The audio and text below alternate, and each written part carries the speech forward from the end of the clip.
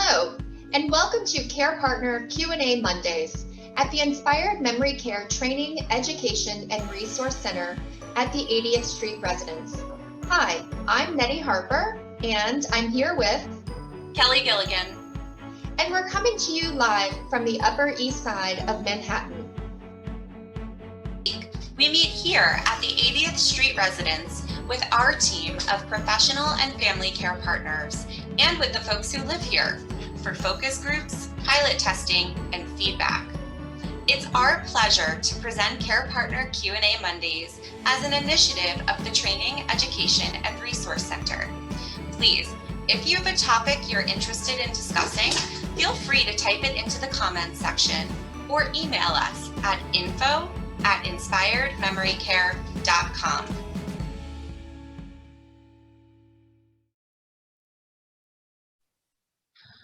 Good afternoon, everyone, and welcome to Care Partner Q&A Mondays.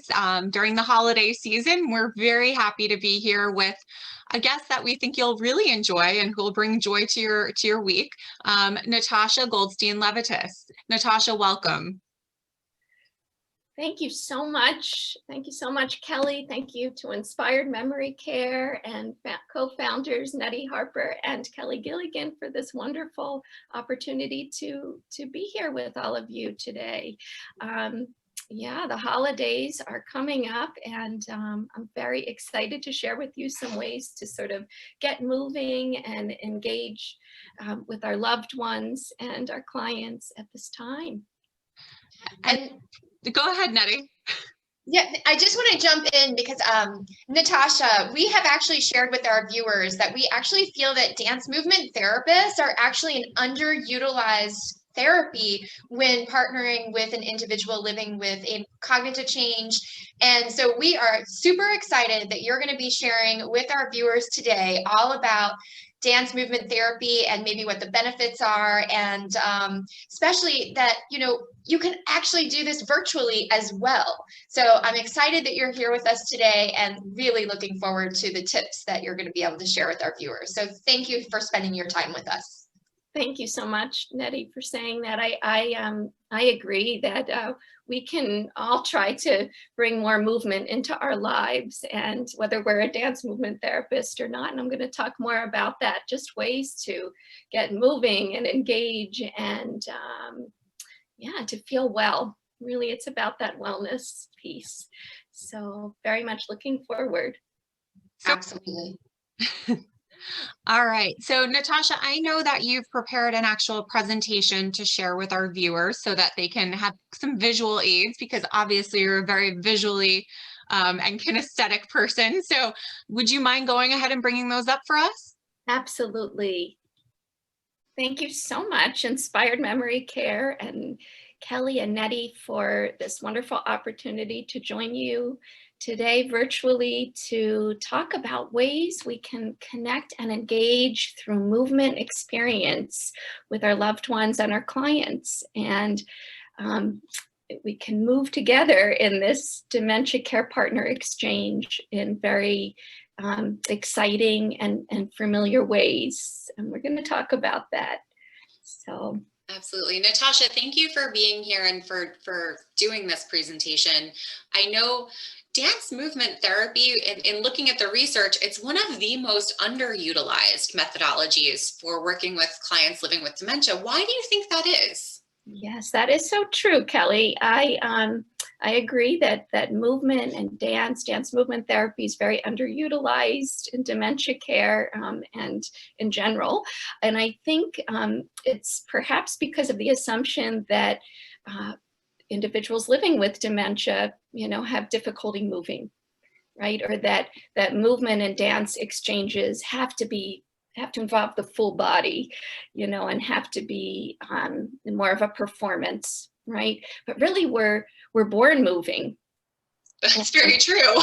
Yeah, and our body is moving constantly as we're living day to day, all the processes that our body undergoes, right? So yeah, so we can put that assumption aside and I guess keep in mind that we're all movers as we move through this discussion today.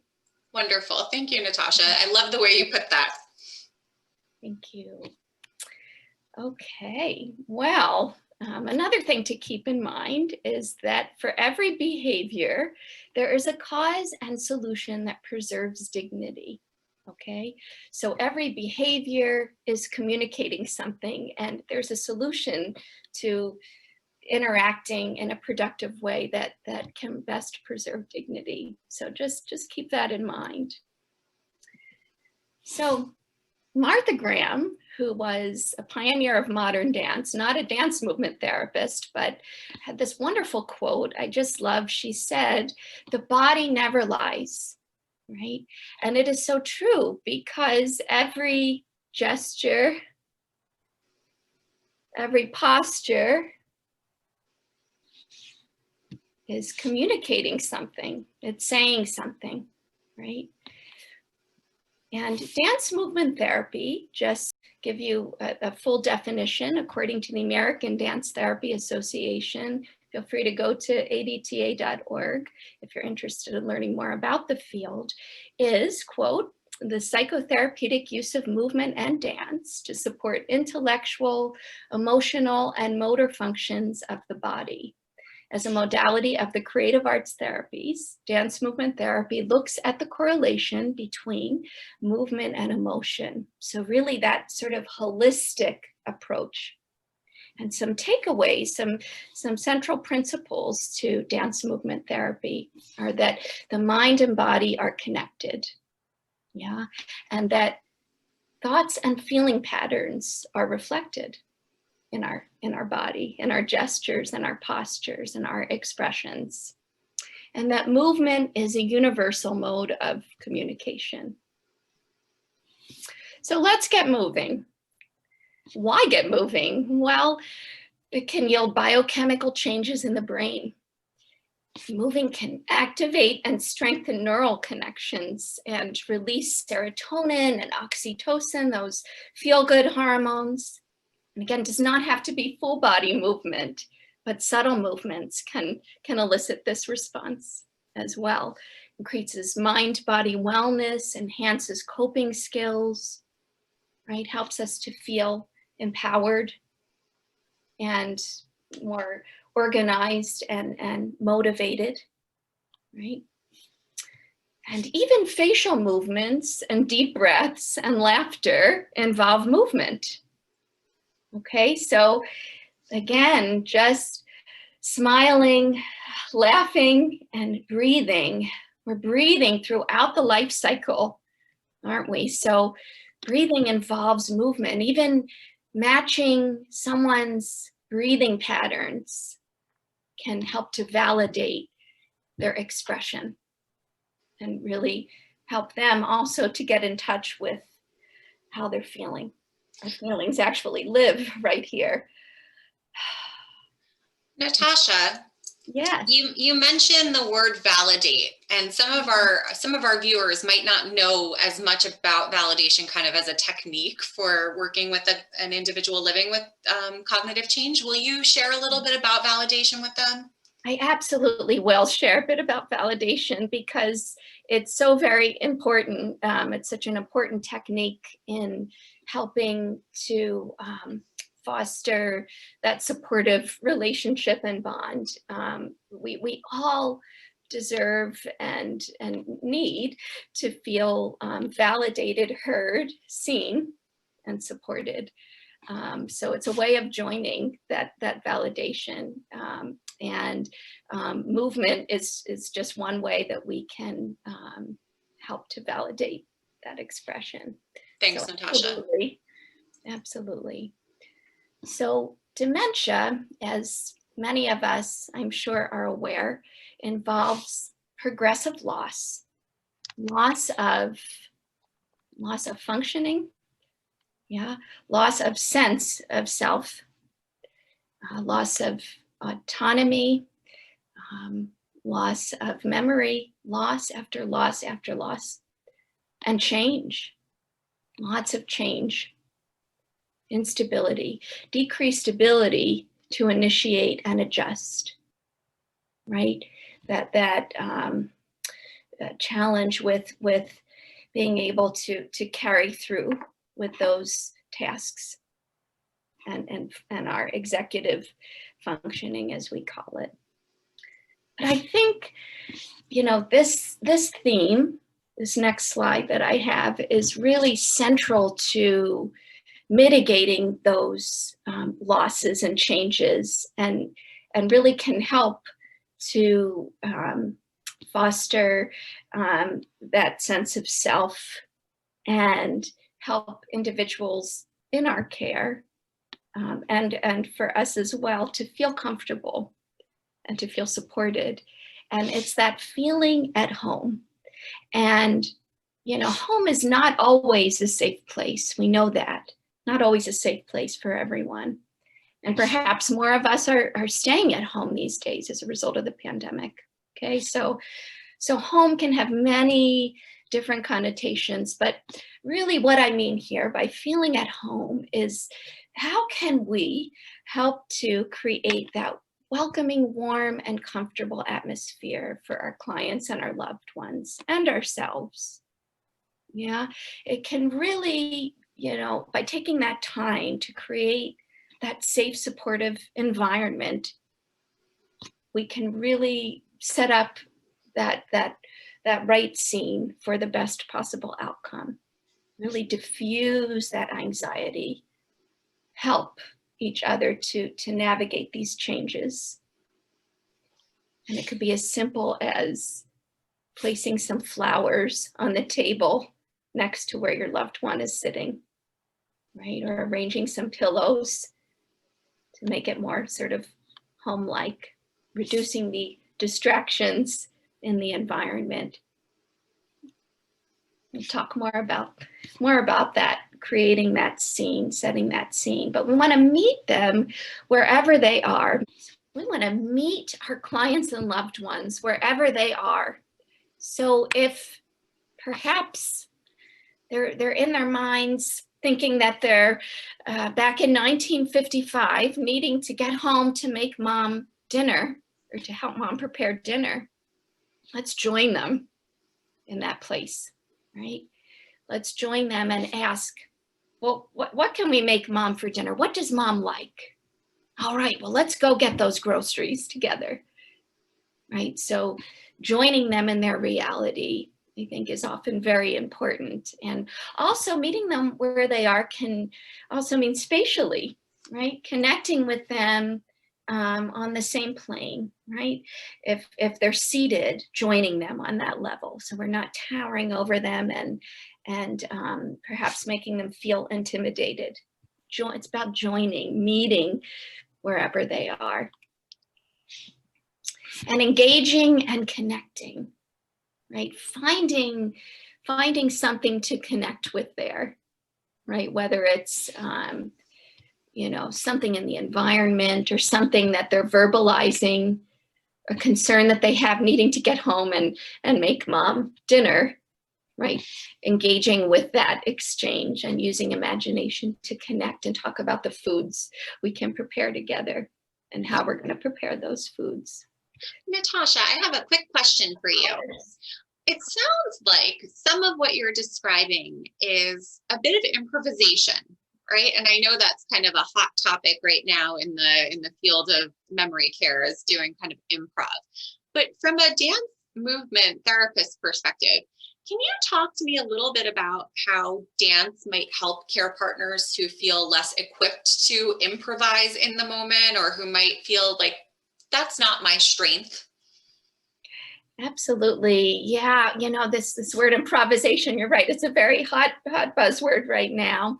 And I believe that we, just as we're all movers, we're all improvisers, because we find a way to make things work day to day. We problem solve. We are living through this pandemic right now and figuring out how to make things work.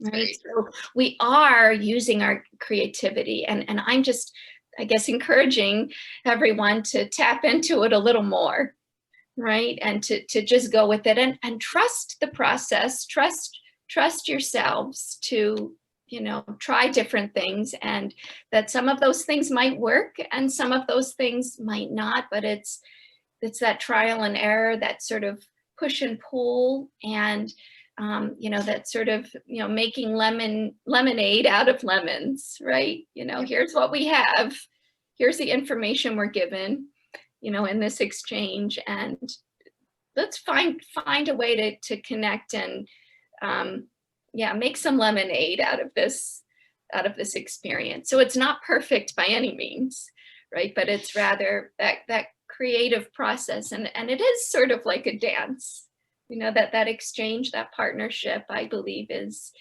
really, all of our exchanges and partnerships are really a dance, that give and take. So hope that helps. Absolutely. Thank you so much, Natasha. Of course, and we'll talk a little bit more about using imagination and Perfect. improvisation as well. Yeah. And so we want to acknowledge and respond to emotional cues, right? And those nonverbal emotional cues. So we don't know what Lucy's feeling exactly. Maybe she burnt the potatoes, or taxes, or this pandemic, right? We just don't know exactly what she's thinking, but we can make some guesses. And so in acknowledging and responding to what someone is sharing and expressing, we want to just sort of match that feeling, that tone. So I know, I can't believe it either. That's so surprising. Something like that, and we can do that non-verbally and verbally, as I just shared. But many ways to join and acknowledge and validate what someone is expressing, because that's where Lucy is right now, right? And things are just predictably unpredictable in life. And when working and living with someone who's living with dementia, the behaviors can be predictably unpredictable. So I just want to encourage everyone to sort of to just be mindful of that, and I think accept that we may go from here, this feeling state, to here, as our clients and loved ones very likely will as well, and that's okay, right? We're gonna find a way in, non-verbally, verbally, matching breathing patterns, matching facial expressions, connecting with someone just through casual conversation, right? Without even involving any sort of movement, but just perhaps, complimenting someone on their pin that they're wearing, or that hat, or those beautiful hoop earrings. Find a way in and simplify for ourselves, right? For our clients, for our loved ones, taking a step back, recognizing when we need to do that, and honoring that's okay, right? Take a step back to re-enter that exchange, right? Sometimes we need to take a breath or modify our approach, right?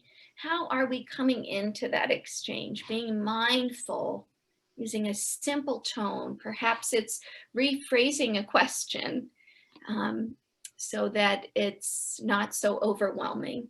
Offering maybe a couple of items for our client or loved one to choose from, as opposed to an entire basket or container of items. Simplifying, right? Can really help to just give us pause and de-stress. And setting the scene, also very, very important, right? So creating that warm, welcoming, comfortable environment, and setting that scene, so priming for the best possible outcome. So if we know that Dad really, really likes Motown music, right? Putting some of that on in the background while we're getting ready to assist with some grooming, or perhaps as we're we're setting up that environment, spraying some lavender scented spray in the background to really help to de-stress and create that warm, comfortable environment. So setting up things ahead of time to save us time in the long run, right? So we feel more in control. Our clients, our loved ones feel more in control, and preparing all of that beforehand. And here we are talking about improvisation again, to offer that creative, in the moment support and ideas. So just kind of trusting our innate ability that we all have to go with, and to try different things and problem solve. How many of us have looked in the cupboard or the refrigerator, and maybe we haven't been out to the store, and we're thinking, what can we make with this and this, and we figure out a way. We make it work. Yeah. Maybe kids at home, right? Because schools are closed and they're working remotely, and our loved ones at home as well. And we're trying to figure out how to manage all these different responsibilities, and we figure it out somehow. We find a way. So just trusting ourselves to go with that and be creative and try things as many times as we need to. And engaging the senses. I think something else that's very an important concept for any interaction with individuals living with dementia is that we want to bring that outside in, so to speak. So we want to offer opportunities for engaging the senses. So whether that's a tactile item, right? Offering something to explore. I have a scarf here. It could be a scarf that's perhaps in the color of our mom's favorite color, right? Or our client's favorite flower, perhaps. And I want to encourage all of you to really, again, bring in that mindful approach to what you're doing, even when we're not interacting with our clients or loved ones. So if we're peeling an orange, take that time to really indulge in that sensory experience of peeling that orange. What does it feel like? What does it look like? What does it smell like? What does it taste like? And offering these opportunities for our clients and loved ones can help to stimulate that neural activity. It can help to focus, right? And evidence suggests that it in fact does this. And I found this over and over again in my work, that the right amount of sensory stimuli, not too much, finding that sweet spot. Don't want to have that music blaring in the background. And we also don't want it to be music that's not nostalgic for the individual we're working with. Okay, so engaging the senses in a very in a calming way, right? Introducing one item at a time, not too overwhelming, but offering those opportunities, really, really important. Natasha, I know you spoke a little bit earlier about kind of the concept of preparing an environment and simplification. Can you give our viewers any guidelines for how to tell when a loved one might be becoming overstimulated or when he or she might be understimulated as well? Of course, that's a great question, Kelly. And I was going to say we experience life through our senses, right? But sometimes when things are too loud, right, and too many things are coming at us, and we're trying to process too many colors and sounds and textures and smells, it can feel overwhelming for the rest of us, even those of us not living with dementia, right? But so for individuals living with dementia who may not have those words, they may or may not have those words to express maybe that it's too much, we might see things like withdraw, right? It's too much. Or combative behavior, right? Or even some anger or some angry outbursts verbally, right? Or they might be more easily distracted.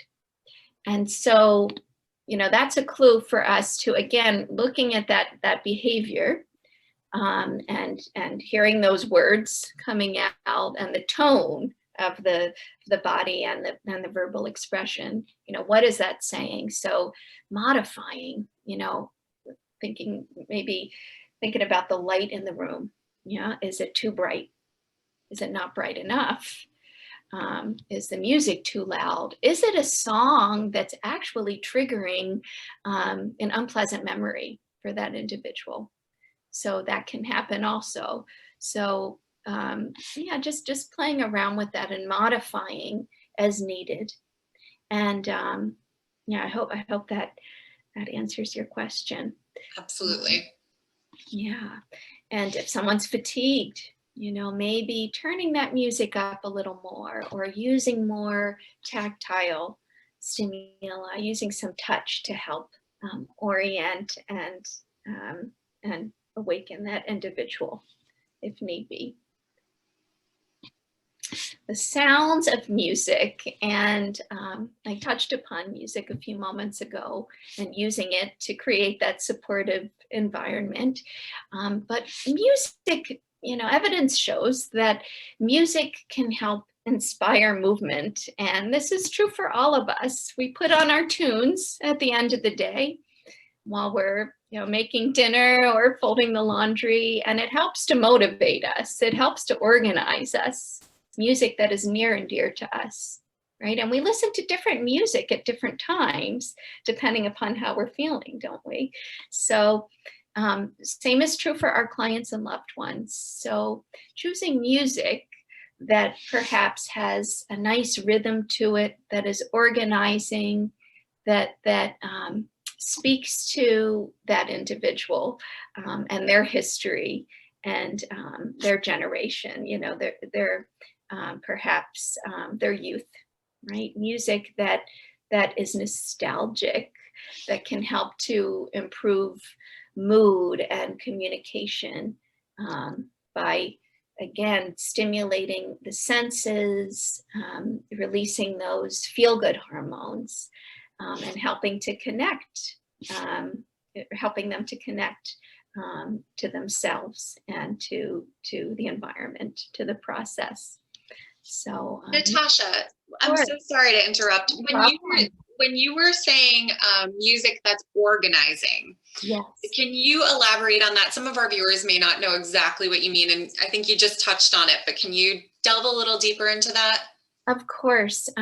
So music with a nice strong rhythm, right, can for each of us can help us to feel more motivated and like we can get through that to-do list, right? If we're hearing that rhythm, the rhythm sort of gets in our body, even if we're not thinking about maybe that music we're listening to. If we're engaged in another task, our toes might start tapping, right? Our shoulders might start moving without even thinking about it. So it's like that rhythm sort of gets in there, gets in our body, and it helps to structure. It's a structure. Helps to, that's what I mean by like helping to organize and provide a bit of that structure.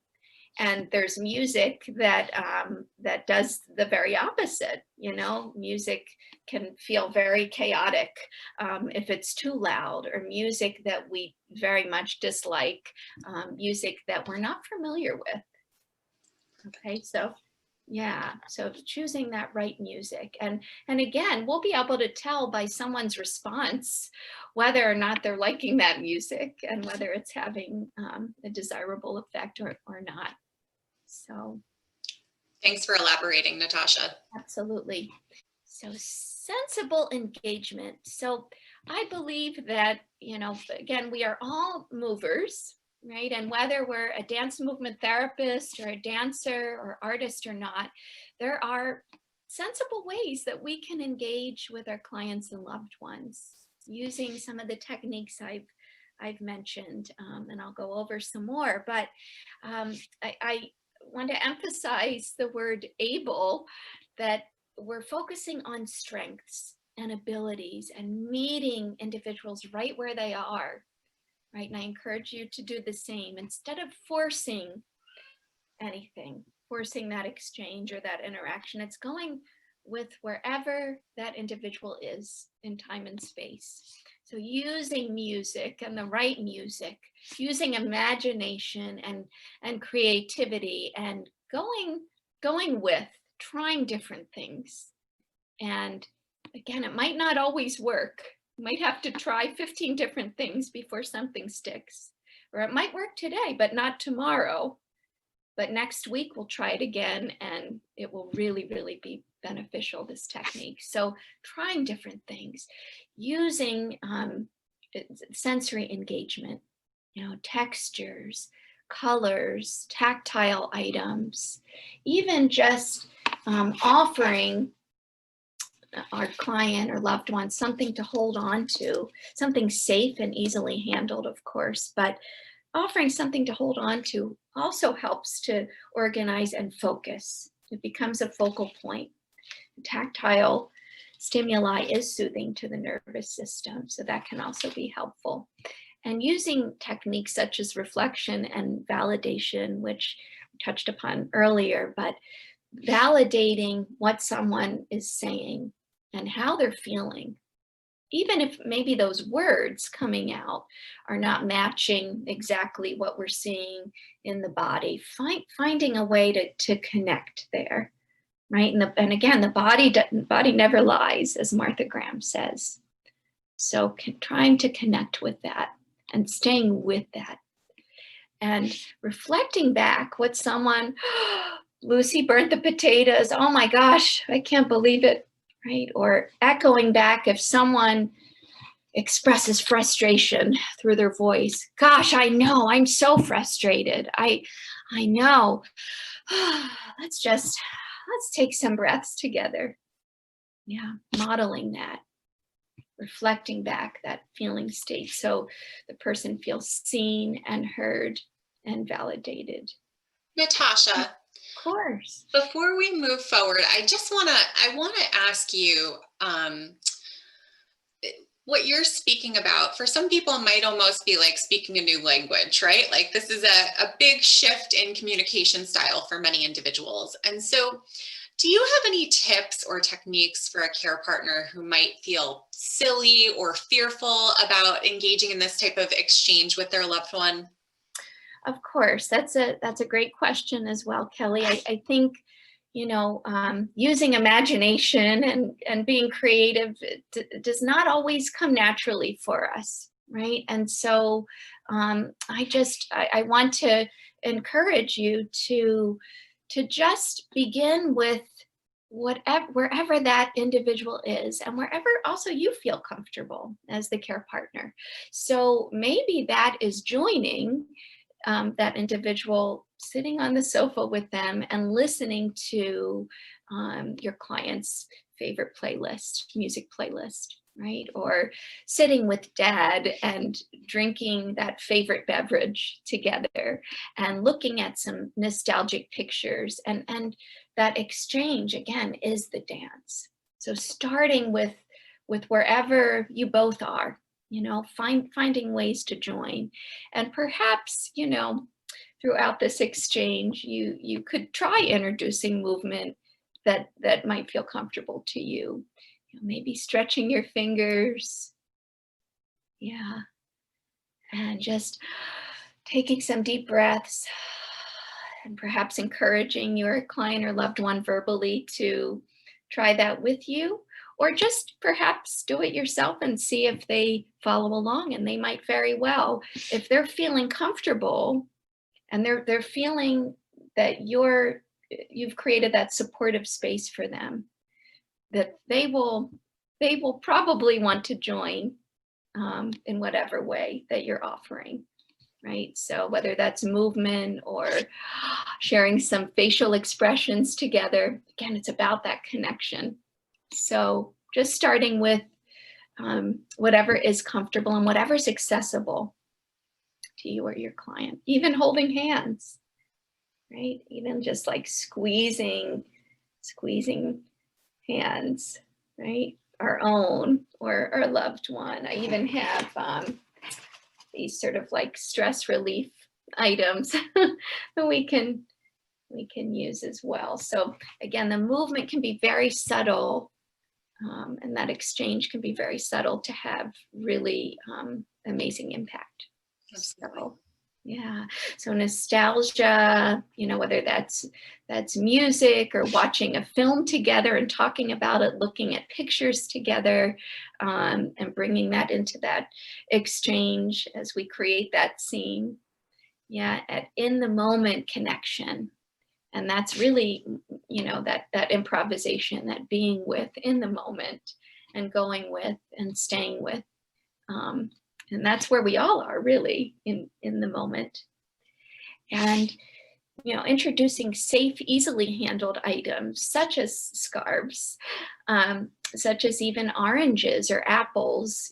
Apples, you might want to be careful of the stem, but you could just pull that off and, hold it together and talk about what can we make with apples, maybe, share some recipes together, look through some recipe books, some trivia perhaps. And even if our client or loved one is not able to respond to us verbally, maybe we take more of that lead as the care partner or clinician in that conversation.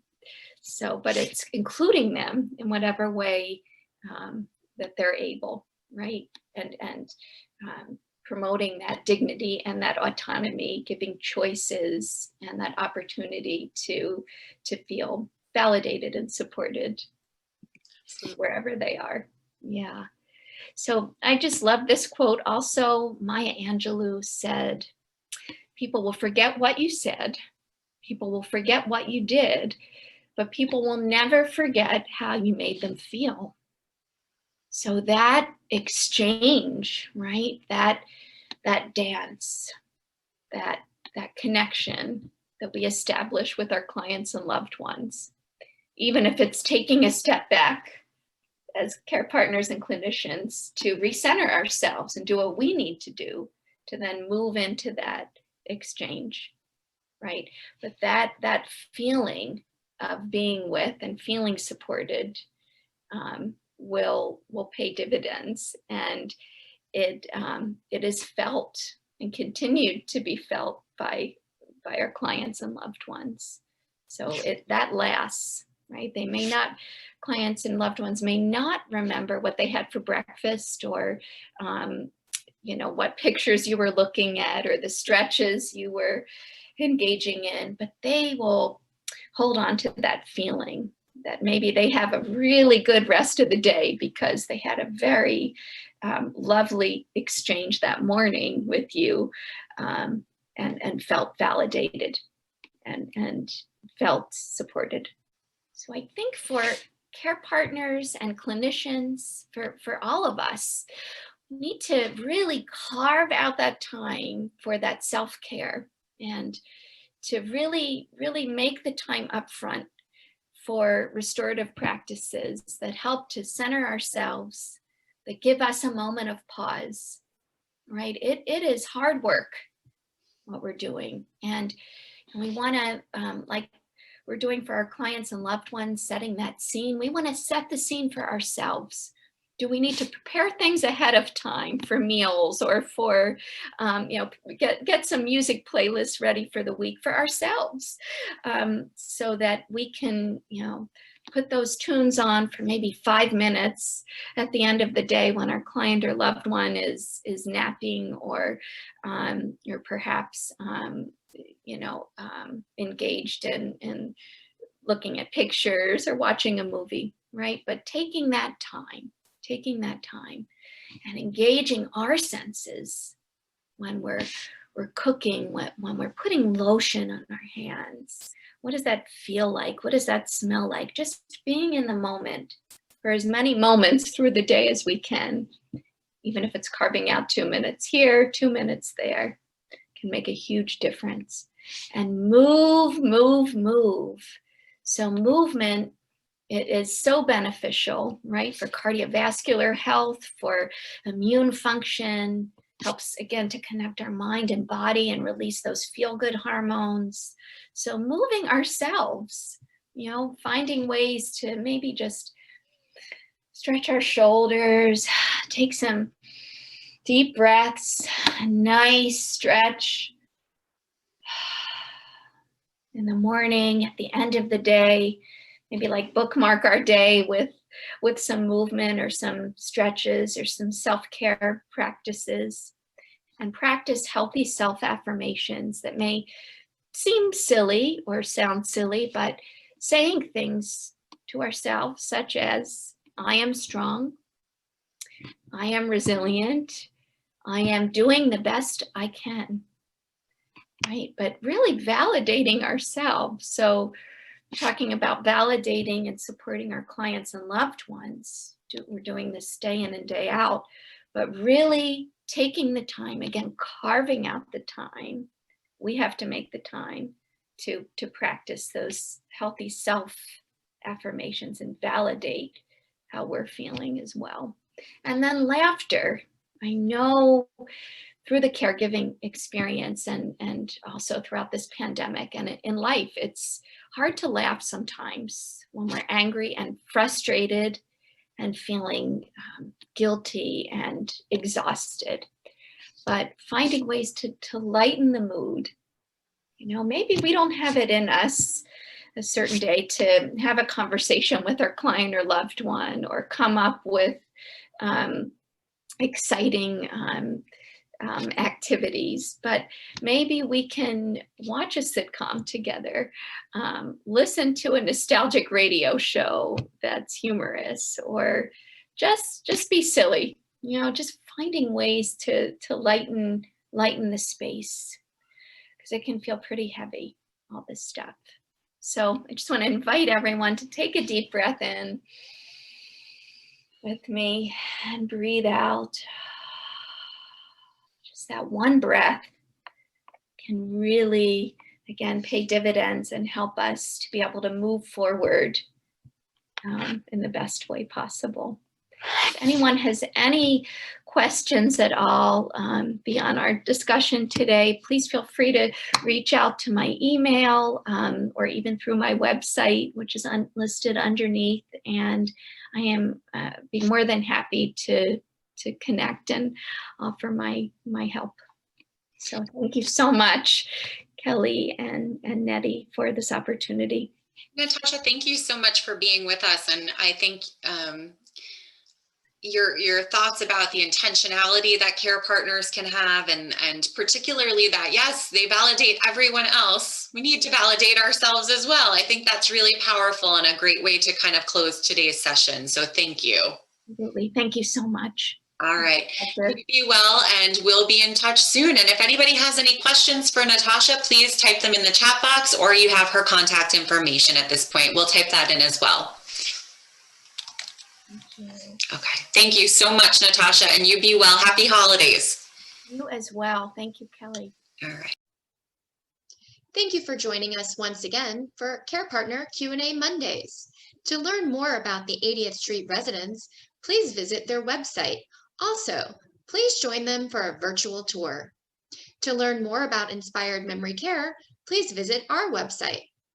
Next week, we hope you'll join us December 21st, 3 p.m. again on Facebook Live. We will be having an encore presentation. We are bringing back family celebrations, maintaining safety and connection through a time of physical distancing. So if you missed it the first time around, join us next Monday. See you then, and be safe. Take care and stay inspired.